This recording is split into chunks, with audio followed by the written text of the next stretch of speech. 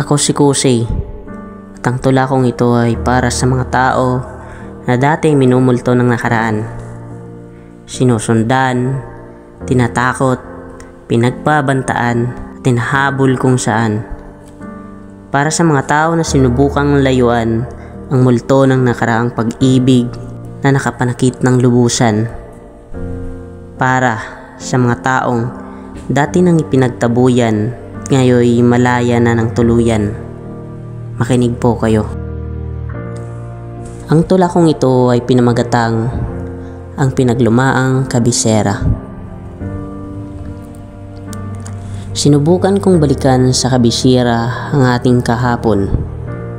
Pagmamahal na noon ay sagana sa pagtugon.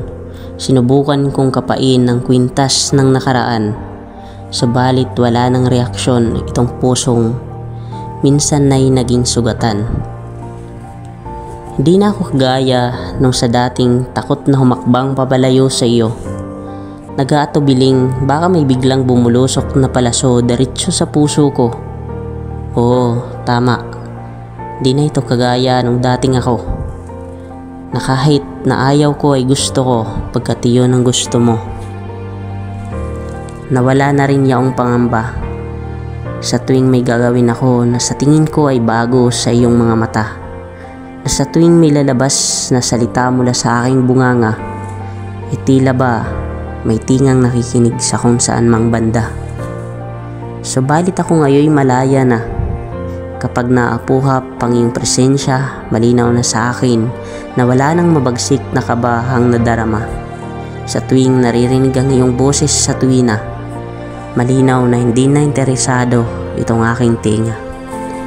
Sa puntong ito'y napagtanto kong ako'y malaya na. Mula nang magpakagapos sa nakaraang puno ng pangamba, sa pagmamahal na puno ng pagpupumilit at pagbabakasakali.